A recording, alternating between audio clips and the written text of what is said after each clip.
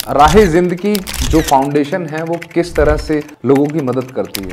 राहे ज़िंदगी फाउंडेशन जो है वो हर तबके की, हर धर्म के लोगों की मदद करती है। हम लोग हाथरस के अंदर जो 160 लोग ख़त्म हुए थे, हमने प्रति परिवार को 10,000 रुपये का वो दिया था। तो ये फंडिंग आप किस तरह से? इंसानियत के नाते कुछ लोग आना चाहते हैं समाज में अंदर, और वो सिर्फ हमें अपना जो धनराशि है वो देते हैं, हम एक सिर्फ बीच का माध्यम बनते हैं उन लोगों तक पहुँचाने का। सफलता के मुकाम पर हम पहुंच तो जाते हैं, पर वहां तक पहुंचते हुए हमें बहुत सी परेशानियों का सामना करना पड़ता है। हमें भी शुरू में परेशानी बहुत आई। लोग तरह तरह के इल्ज़ाम लगाते हैं कि आप पैसा लेके लोगों का पैसा खा रहे हो, लोगों का पैसा गलत से चीज़ों में इस्तेमाल कर रहे हो, तरह तरह की चीज़ें ला रहे हो। हमने आपको आपके इंस्टाग्राम पेज पर बहुत सारी रैलीज का पार्ट बनते हुए देखा। आप जाते हैं, धार्मिक रैलीज में भी जाते हैं, कुछ विवादित मुद्दों पे भी आप बात करते हैं। बाबरी मस्जिद के मुद्दे पर भी बात करते हुए आपको देखा गया, सुना गया। हिजाब को लेकर कैफ का क्या कहना है? देखिए, हिजाब एक आपने फ़ोटो भी देखा होगा सोशल मीडिया पे, और एक चीज़ें भी चलती हैं कि एक तरफ आप रसगुल्ले को खुला छोड़ दीजिए, हर एक उसके ऊपर कुछ ढक दीजिए, तो उसमें मक्खियाँ जो हैं वो भिनकने लगेंगी। तो वही चीज़ है, अगर आप अपनी इज़्ज़त, अपने बड़ों की इज़्ज़त को, अपनी समाज में जो आपके बड़ों की इज़्ज़त है उसको लेके चलना चाहती हैं, तो एक अपने आप को कवर करके और एक अच्छा लोग, आप समाज में अच्छा लगेगा, एक मैसेज जाएगा कि हाँ, कि इनके संस्कार, इनकी एजुकेशन कितनी अच्छी हुई है जो इस तरीके समाज में। नमस्कार दोस्तों, आज की पूछताछ में आपका स्वागत है एक नए धमाकेदार एपिसोड के साथ। आज के हमारे गेस्ट हैं मोहम्मद कैफ जी, जो एक बहुत प्यारी सी फाउंडेशन चला रहे हैं, राहे जिंदगी। तो आज हम अपनी पूछताछ में स्वागत करते हैं मोहम्मद कैफ जी का। आपका स्वागत है हमारी इस पूछताछ में, और आज हम कैफ जी से जानेंगे उनकी ज़िंदगी, उनके बीते हुए पहलू, उनका करंट स्टेटस और उनके आने वाले समय में राहे ज़िंदगी को लेकर और अपनी ज़िंदगी को लेकर क्या इनके पर्सपेक्टिव हैं। तो कैफ जी, सबसे पहले तो हम जानना चाहेंगे आपकी ज़िंदगी के बारे में, पास्ट लाइफ के बारे में। देखिए, सबसे पहले आपका जो ये चैनल है और ये पॉडकास्ट है इसका बहुत बहुत शुक्रिया। दूसरा मैं बताऊं, मेरा नाम मोहम्मद कैफ है। मैं पेशे से ज़िला हापुड़ के अंदर एक गांव है पिपलेड़ा, वहाँ के रहने वाला हूँ। और दूसरी चीज़, जो मेरी तालीम है वो 12वीं जमात की इस वक्त चल रही है। और शुरू से ही हमें जो है इस चीज़ का शौक़ था कि जिस तरीके से माशरे के अंदर और माहौल के अंदर जो चीज़ें, गंदी चीज़ें फैल रही थी, और हम देखते थे लॉकडाउन के बाद से जो सोशल मीडिया ने एक अलग ही रूप धारण कर लिया था कि गलत गलत चीज़ें सोशल मीडिया के ऊपर चल रही थी, तो हम लोगों ने सोचा क्यों ना चीज़ों को अलग नज़रिए से लोगों को बदला जाए और कुछ अलग चेंजेस ले आ जाए कि जिस तरीके से लोगों की ज़िंदगियाँ बदल गई, लोग जो है घर से बेघर हो गए और तरह तरह की चीज़ों का सामना करना पड़ा। तो उसी को लेके हमने एक फ़ाउंडेशन की शुरुआत की, राहे ज़िंदगी फ़ाउंडेशन, जिसके ज़रिए से हमने लोगों को, ज़रूरतमंद लोगों को 1 दिन 2 दिन खाना देना शुरू किया, रास्ते में, फिर घरों में। उसी तरीके की चीज़ें बढ़ती गई, और जो अल्लाह ने हमसे काम लिया वो आप सभी लोगों ने, जो है हमारे व्यूवर्स से जो देख रहे हैं आपके, और जो हमारे भी हैं, उन सब ने देखा कि हमने अभी तक कितनी चीज़ों का अंजाम दे चुके हैं, और अल्हम्दुलिल्लाह ऊपर वाला ले रहा है, और इंशाल्लाह हम करते हैं। राहे जिंदगी जो फाउंडेशन है वो किस तरह से लोगों की मदद करती है? देखिए, राहे ज़िंदगी फाउंडेशन जो है वो हर तबके की, हर धर्म के लोगों की मदद करती है। चाहे आप उठा लीजिए, हम लोग हाथरस के अंदर जो 160 लोग ख़त्म हुए थे, हमने प्रति परिवार को 10,000 रुपये का वो दिया था मुआवजे के तौर में, उनके प्रत्येक परिवार को 10,000। हाँ, जब हाथरस के अंदर हुआ था। और दूसरी चीज़, आप वायनाड में उठा लीजिए, हम वायनाड में भी गए थे, और हल्द्वानी उठा लीजिए, फ़लस्तीन तक हम लोगों ने मज़लूमों की मदद की। जहाँ जहाँ जुल्म होता है, हम लोग और हमारी फाउंडेशन वहाँ पहुँचती है। धर्म जाति के बिल्कुल भेद को, इसको सिस्टम को ख़त्म करके हम इंसानियत के नाते से, एक हिंदुस्तानी होने के नाते से हम लोगों की मदद करते हैं, और इंशाअल्लाह हम करते रहेंगे। आपने अभी बताया कि हाथरस में आपने 160 परिवार को 10,000 प्रत्येक परिवार के हिसाब से डोनेशन दी। तो ये फंडिंग आप किस तरह से हैंडल? ये तो हम लोग, जो लोग इन चीज़ों को देख के आहत होते हैं, इन चीज़ों को देख के एक इंसानियत के नाते कुछ लोग आना चाहते हैं समाज में अंदर, और वो सिर्फ हमें अपना जो धनराशि है वो देते हैं, हम एक सिर्फ बीच का माध्यम बनते हैं उन लोगों तक पहुंचाने का। आप एक जरिया बनते हैं, चैरिटी फंडिंग आप करते हैं और ज़रूरतमंद लोगों तक आप पहुंचाते हैं। तो देखिए, बहुत अच्छी पहल है आपकी राहे ज़िंदगी की, और मैं सलाम करूंगा आपके जज्बे को। मुझे लगता है, कितनी उम्र है कैफ आपकी? मेरी 21 साल की उम्र है। 21 साल की उम्र में आप राहे ज़िंदगी के चेयरमैन हैं, और इंसानियत के लिए आप वाकई में बहुत अच्छा काम कर रहे हैं। तो आपकी एजुकेशन की मैं बात करूं तो हापुड़ से रही? जी, मैं 12वीं जमात का इस वक्त साथी हूँ मैं, और 12वीं जमात में हूँ मैं। इतनी कम एज में इस मुकाम पर पहुंचना अपने आप में काबिल तारीफ़ है। हज़ारों दुआएं आपको रोज़ लगती होंगी। बस वही चीज़ें, दुआएं हैं, बड़े बुज़ुर्गों की दुआएं हैं, और जो माएँ होती हैं जिनके सर के ऊपर कोई साया नहीं होता, उनका हम छोटा मोटा साया बन जाते हैं। उनकी दुआएं हैं जो चीज़ें चल रही हैं, और अल्लाह चला रहा है।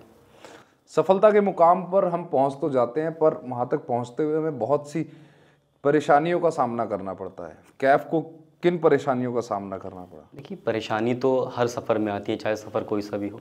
हमें भी शुरू में परेशानी बहुत आई। लोग तरह तरह के इल्ज़ाम लगाते हैं कि आप पैसा लेके लोगों का पैसा खा रहे हो, लोगों का पैसा गलत से चीज़ों में इस्तेमाल कर रहे हो, तरह तरह की चीज़ें ला रहे हो। तो ये तो इल्ज़ाम तो लगने बरहक हैं दुनिया के अंदर। आप कितनी भी अच्छे बन जाइए, इल्ज़ाम तो हर किसी पे लगते हैं। तो इल्ज़ामों को हमने एक तरफ़ा करके हम मेहनत करते गए, और आज वही लोग जो बुरा भला कहते थे, तंज कसते थे, तरह तरह के कमेंट करते थे, आज वही लोग हमारे साथ भी हैं, और साथ मिलकर हम लोग देश का और लोगों का, समाज का कल्याण। देखिए, इल्ज़ाम लगाते हैं लोग, वो उनका काम है, और ज़रूरी भी है कि एक ट्रांसपेरेंसी रखने के लिए। तो उस ट्रांसपेरेंसी को मेंटेन करने के लिए आपने क्या कदम उठा रखे हैं? हमारे पास देखो, जो लोग हमें अगर कुछ चीज़ देते हैं तो हम पूरा बाकायदा, हमारे पास डेटा रहता है, सीए है हमारा, और हम सारी चीज़ अपनी मेंटेन करके रखते हैं। पेपर वर्क, जो एक पैसा का हमारे पास हिसाब रहता है, जिस तरीके से जो पैसा आया था हम उस तरीके से मजलूम तक पहुंचाने का हम लोग बस सिर्फ आप कैश में उन तक पहुंचाते हैं या अकाउंट ट्रांसफ़र आप करते हैं? देखिए, हम सारी चीज़ ट्रांसपेरेंट रखते हैं बिल्कुल। जिस तरीके से, जिस भी माध्यम से कोई किसी की चीज़ आती है हमारे पास, चाहे खाना, कपड़ा, जो भी चीज़ होती है, हम उसी माध्यम से दूसरे तक पहुँचाते हैं। अच्छा, आप पैसे के अलावा कपड़ा, खाना, हर तरह की चीज़ों के द्वारा ज़रूरतमंद जो भी लोग हैं उनकी मदद करते हैं। बिल्कुल। आप मात्र 21 साल के हैं, बहुत कम उम्र। इस टाइम पे लोग अपना करियर बना रहे होते हैं, तो आपको ये फाउंडेशन चलाना या लोगों की मदद करना, ये सब चीज़ें कहाँ से माइंड में? कि जैसे मैंने आपको अभी शुरुआत में बोला कि लॉकडाउन के बाद से जो लोगों की ज़िंदगियाँ बिखर गई थी, लोग अपने आप को मेंटेन नहीं कर पा रहे थे, चल नहीं पा रहे थे, स्टेबल नहीं हो पा रहे थे दोबारा से। तो उसी चीज़ को देखते हुए हमने समाज में, जो सोशल मीडिया पे भी एक गंद फैला हुआ था, तरह तरह की चीज़ें, गलत चीज़ें बहुत ज़्यादा वायरल होती थी। लोग वायरल होने के कुछ भी एक कदम उठा लिया करते थे। लेकिन हम जिस रीजन से आते हैं, जिस उससे आते हैं, इंसानियत के नाते, जो हमारे नबी ने, जो हमारे बड़ों ने हमें सिखाया कि मुल्क की खातिर, अपने लोगों की खातिर कुछ अच्छा करो, क्योंकि हमारा आप इतिहास उठा लीजिए, मुसलमानों का हमेशा देश के लिए कुर्बानी दी है। उसी चीज़ को देखते हुए हम लोगों ने कि एक समाज में अच्छा कदम उठाया जाए, कि लोगों की मदद की जाए, एक अलग मैसेज जाएगा लोगों के अंदर। लोग क्या है, हिंदुस्तान के अंदर एक को देख के बहस करते हैं। तो हमने सोचा अगर हमें देख के कोई बहस करे, कुछ इस से भी कुछ चीज़ अगर कोई हमें देख के अपनाएगा अपनी ज़िंदगी के अंदर, कम से कम किसी के पेट में एक वक्त का खाना चला जाएगा, किसी के बदन पर कपड़ा चला जाएगा, किसी के घर पे, किसी के सर पे छत चली जाएगी। तो इस चीज़ को देखते हुए हमने इस फाउंडेशन का शुरुआत की, और अल्हम्दुलिल्लाह आज हम एक अच्छे पैमाने पर लोगों की मदद कर रहे हैं। और हम नहीं कर रहे, ऊपर वाला करवा रहा है, और जब तक करवाएगा इंशाल्लाह हम करते रहेंगे। अभी 2024 चल रहा है, तकरीबन 2020 में लॉकडाउन आया था। जी जी। तब आप शायद 17 साल के रहे होंगे। 17 साल की एज में पढ़ाई को एक तरफ रख के आप फाउंडेशन की तरफ घुस गए, इंसानियत की तरफ घुस गए। बस चीज़ें हैं, देखो, तालीम भी चल रही है और ये चीज़ें भी चल रही हैं। तो शुरुआत में कोई भी चीज़, अभी तो आप फाउंडेशन चला रहे हैं, आपके पास डोनेशन आ रही है, चैरिटी आ रही है। शुरू में तो कहते हैं घर से शुरू करना पड़ता है। बस ऐसे ही था हमारा भी। तो परिवार का सपोर्ट रहा? परिवार का अल्हम्दुलिल्लाह, हम फैमिली बैकग्राउंड हमारा बहुत अच्छा है। हमारा रियल एस्टेट और काफ़ी सारी चीज़ें, हमारी अल्लाह का शुक्र है कि अल्लाह ने चीज़ों से नवाज रखा है, तो उस चीज़ का इस्तेमाल भी करते हैं। वैसे परिवार में कौन कौन है? क्या परिवार में हम 9 साथी हैं, 5 मेरी बहनें हैं, 4 हम भाई हैं।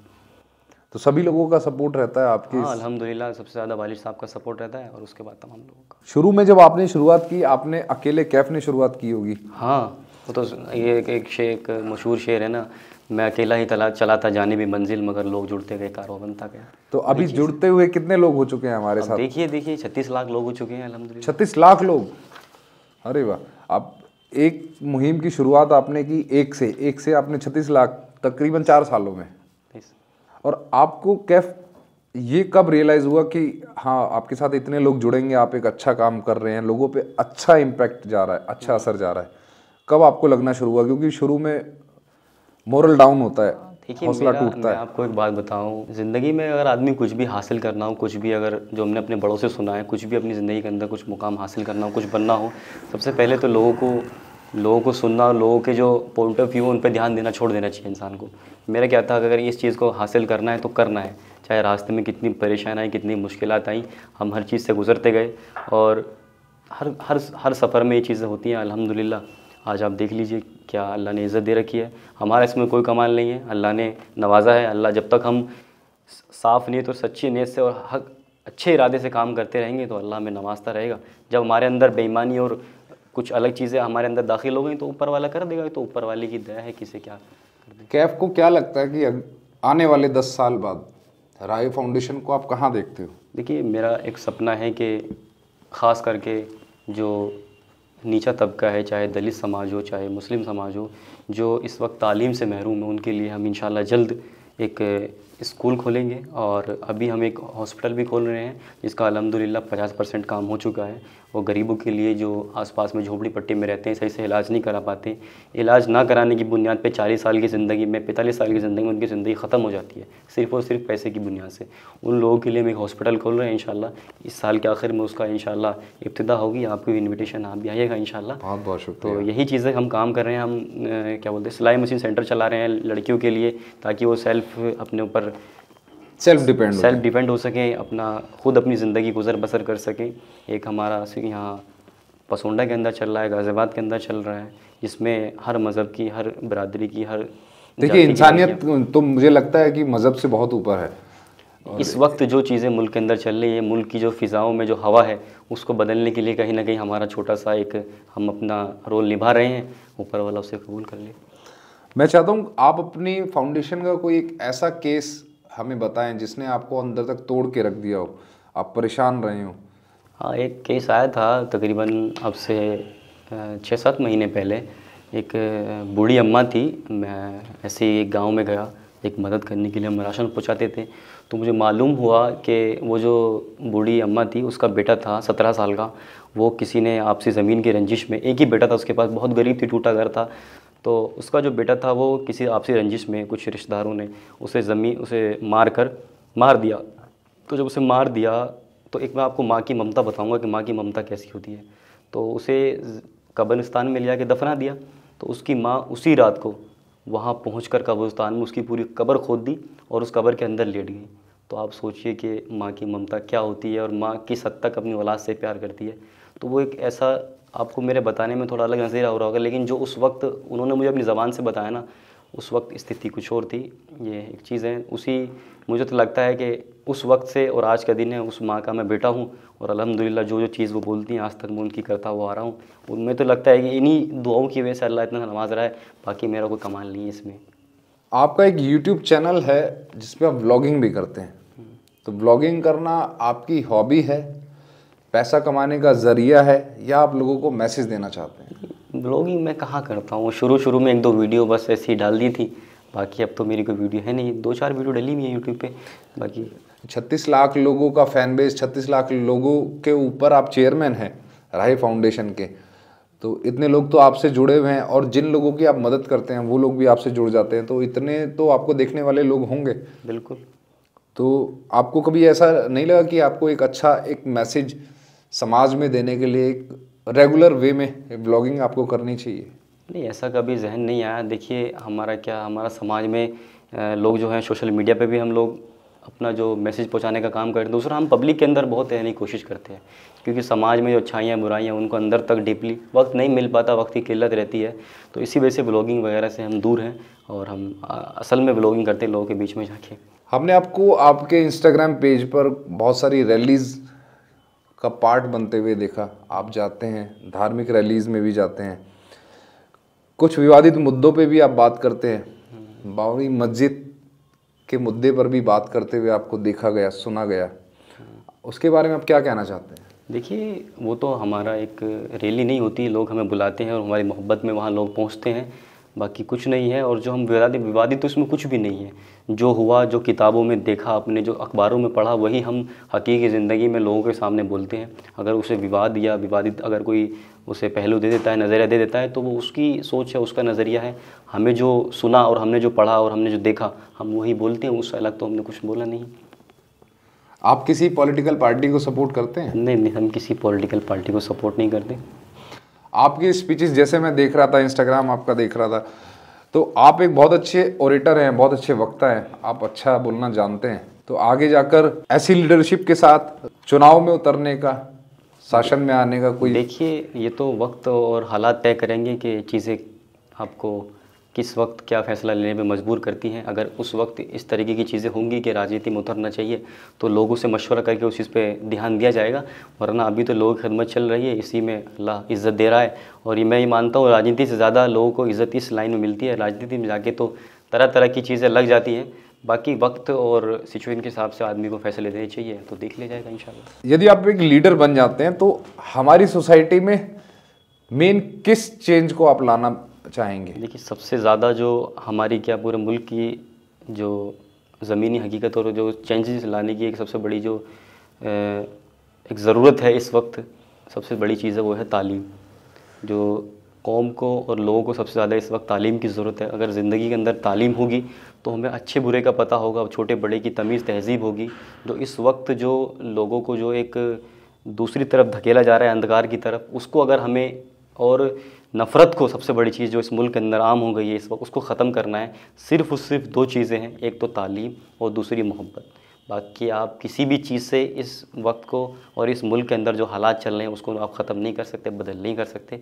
सिर्फ दो ही चीज़ें हैं, तालीम और मोहब्बत। और इसी को हम इंशाल्लाह जब अपने, अगर अल्लाह ने मौका दिया, तो इन चीज़ों पर बहुत फोकस करेंगे। एक बहुत अहम मुद्दा है कैफ भाई, महिला सुरक्षा। तो आपको क्या लगता है, महिलाएं कितनी सुरक्षित हैं? महिलाएं बहुत सुरक्षित हैं, और सुरक्षित और दूसरा क्या वो असुरक्षित, वो महिला के ऊपर है अपने, वो किस तरीके से अपना आप को मेंटेन करती है, किस तरह की उसे घर से तालीम दी जाती है। और एक सेल्फ है, आदमी के ऊपर है। देखो आप किस तरीके से अपने आप को समाज के अंदर प्रस्तुत करते हो, किस तरीके से अपने समाज को दर्शाते हो, अपने लोगों को, अपने समाज को, वो आपके ऊपर है। तो उसी के अनुसार लोग जज करते हैं, उसी के अनुसार उसकी चीज़ें मैनेज होती हैं। एक बड़ा अहम मुद्दा है, देखने को मिलता है, मैं चाहता हूँ आप अपनी ओपिनियन ज़रूर दें। हिजाब, हिजाब को लेकर कैफ का क्या कहना है? देखिए, हिजाब एक, आपने फ़ोटो भी देखा होगा सोशल मीडिया पे, और एक चीज़ें भी चलती हैं कि एक तरफ आप रसगुल्ले को खुला छोड़ दीजिए, हर एक उसके ऊपर कुछ ढक दीजिए, तो उसमें मक्खियाँ जो हैं वो भिनकने लगेंगी। तो वही चीज़ है, अगर आप अपनी इज़्ज़त, अपने बड़ों की इज़्ज़त को, अपनी समाज में जो आपके बड़ों की इज़्ज़त है उसको लेके चलना चाहती हैं, तो एक अपने आप को कवर करके, और एक अच्छा लोग, आप समाज में अच्छा लगेगा, एक मैसेज जाएगा कि हाँ, कि इनके संस्कार, इनकी एजुकेशन कितनी अच्छी हुई है जो इस तरीके समाज में। दूसरी चीज़, आप हाफ कपड़े पहनोगे, सारी चीज़, वो सबका अपना नज़रिया है, सबका अपना पॉइंट ऑफ व्यू है, हर वालिदैन का अपना पॉइंट ऑफ व्यू। मैं आपका पॉइंट ऑफ व्यू जानना। नहीं, मेरा पॉइंट ऑफ व्यू तो यही है कि हिजाब में रहें, अच्छे से रहें। और एक समाज में जो है, जो इस वक्त आप सुनते होगे कि 8 साल की बच्ची का रेप होगा, 3 महीने की बच्ची का रेप होगा, इसी वजह से तो चीज़ें होती हैं कि समाज में गंद फैली जाती है, सोशल मीडिया पे गंद फैली जाती है। इस तरीके की चीज़ें फिर ये अंजाम देती हैं कि ऐसे केसेस हमारे सामने आते हैं। तो बेहतर ये है कि अपने आप को ढक कर और इस चीज़ों को चलना चाहिए, ताकि ऐसी चीज़ें आगे समाज में ना आए और लोग खुशी बसी चीज़ें चलें। क्या भाई, ये बात तो हुई हिजाब की। अगला एक बहुत अहम मुद्दा, ट्रिपल तलाक। देखिए, ट्रिपल तलाक क्या है, ये तो मेरे से बेहतर, और मैं तो खैर इसका 10% भी, 1% भी नहीं जानता, आलिम लोग और उलमा हज़रात बता सकते हैं कि इसमें क्या है ट्रिपल तलाक। ये तो सिर्फ़ एक मुल्क की राजनीति को बदलने के लिए, एक मुल्क में लोगों के अंदर और महिलाओं के अंदर कि क्या होता है, महिला थोड़ी कम एजुकेटेड होती हैं ज़्यादातर रूढ़िवादी इलाकों के अंदर, रूरल एरियाज़ के अंदर, तो उसी को जागरूक करने के लिए, वोट बटोरने के लिए इस तरीके की चीज़ें लाई गई, ट्रिपल तलाक और कानून लाए गए। बाकी ऐसा कुछ नहीं है, इस्लाम के अंदर बहुत ज़्यादा क्या बोलते हैं रियायत है कि ट्रिपल तलाक कब देना है, किस तरीके से देना है। ये नहीं है कि एकदम 3 तलाक दे बोलो ख़त्म चीज़ें, बहुत मसले मसाइल हैं उसकी। अगर आप डीपली जाओगे तो आपको मालूम होगा कि असल में इसकी हकीकत क्या है और लोगों के अंदर इसको क्या बताया गया और क्या मैसेज दिया गया। पर ऐसा आपको नहीं लगता कि इसका मिसयूज़ होने लगा तब इस पे कानून बनने की ज़रूरत हुई? नहीं, ऐसा कुछ नहीं है, मिसयूज़ नहीं हुआ, लोगों ने इसका मिसयूज़ शुरू कर दिया। लोगों ने अपने क्या बोलते हैं वोट बटोरने के लिए, राजनीति को चमकाने के लिए इस चीज़ का मुद्दा उठाया। आप वो देख लीजिए, कब्रिस्तान का मुद्दा उठाया, न जाने शमशान घाट का मुद्दा उठाया, कैसे कैसे मुद्दे उठाए आपने देखे। ये सब चीज़ें राजनीतिक चलते आई हैं। बाकी आप उठा लीजिए, पहले से क्या चीज़ थी, क्या हम लोग आपस में रह नहीं रहे थे? 70 सालों से हम आपस में जी नहीं रहे थे, क्या नहीं कर रहे थे? तो ये राजनीतिक है, राजनीति के चक्कर में लोग आपस में लड़ रहे हैं, भिड़ रहे हैं, ऐसे ऐसे मुद्दे उठा रहे हैं। और मैं तो यही कहना चाहूँगा, राजनीतिक चीज़ें आएंगी जाएंगी, नेता बनेंगे कटेंगे, लेकिन ये देश, ये लोग, ये यहीं रहेंगे, यहीं जिएंगे, यहीं मरेंगे। तो ये देश रहना चाहिए। राजनीति तो आज है, कल है, ख़त्म है चीज़ें। एक मुद्दा और है पॉलीगैमी, मल्टीपल मैरिज, एक से ज़्यादा शादी करना। जी। आपका क्या कहना है इस्लाम धर्म के हिसाब से?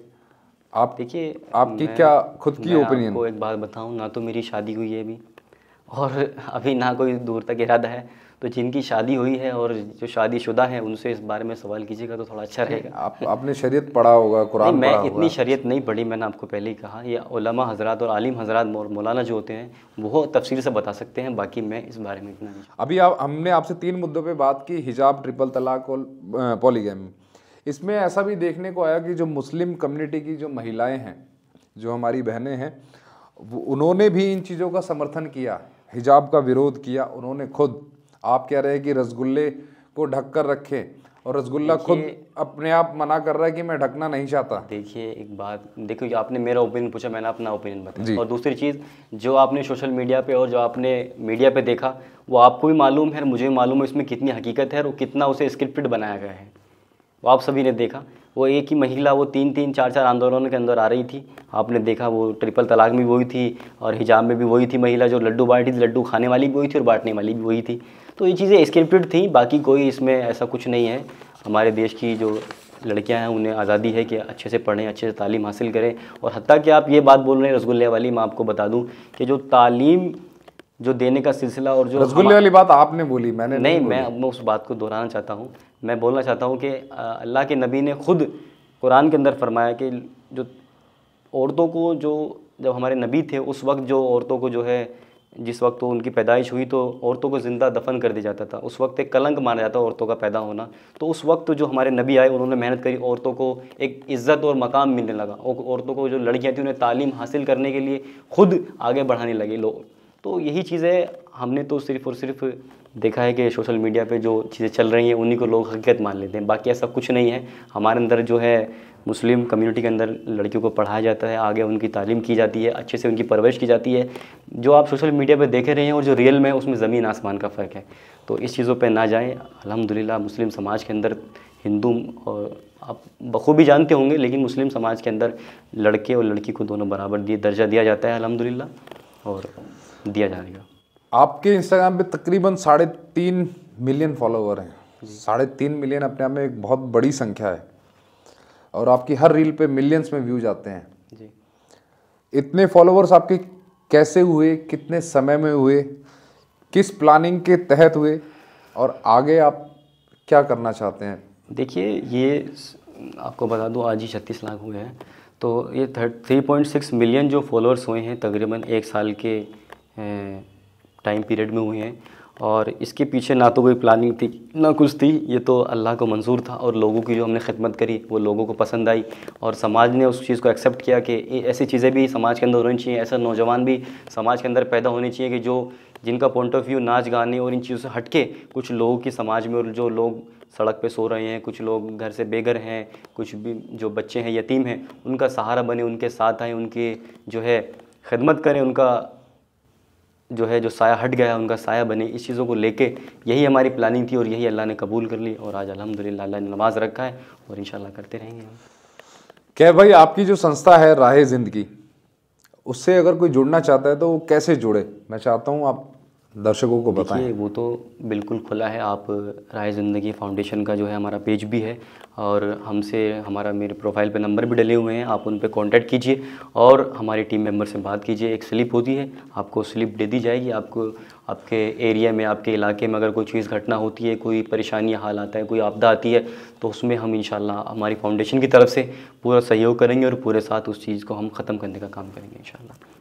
आपको क्या लगता है कि भाई हमें सोसाइटी को बेहतर बनाने के लिए क्या कदम उठाने चाहिए? मैंने आपको शुरू में बोला तालीम, सबसे पहले तालीम, और दूसरी चीज़ जो अपना पड़ोसी है उसका ख्याल रखना चाहिए। अगर हमारे माशरे के अंदर, अगर हमारे माहौल के अंदर ये चीज़ें पनपेंगी तो ये जो मुल्क जैसे पहले सोने की चिड़िया कहा जाता है, तो उस चीज़ को दोबारा रिपीट होने में वक्त नहीं लगेगा। मगर ये है कि लोग राजनीति चमकाने के लिए, मैंने आपसे फिर बोला, लोगों को बांटने का काम, लोगों को तोड़ने का काम, ये जो है सिलसिला चल रहा है। लेकिन हम कोशिश कर रहे हैं, न जाने हमारी एक कोशिश से चंद लोग इस चीज़ को मान लें और फॉलो कर लें और अच्छे रास्ते पर आ जाए। मैं चाहता हूँ कि भाई आपने राहे ज़िंदगी के लिए बहुत कुछ बताया।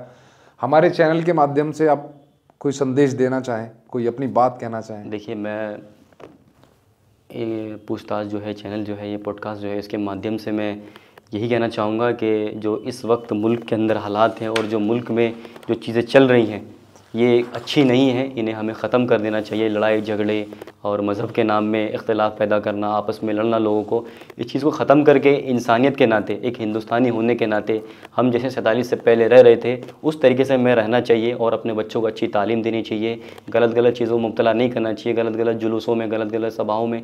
क्या होता है, नेता तो लड़ झगड़ते हैं आपस में, फिर एक अंदर कमरे में बैठ के चाय पीते हैं और हम जो है अपना जीवन ख़राब कर लेते हैं। आप देखिए सुबह संभल के अंदर जो हादसा हुआ है, आपको मालूम होना चाहिए, मेरे ख्याल से मालूम होगा कि 4 लोगों की जान चली गई है उस हादसे के अंदर।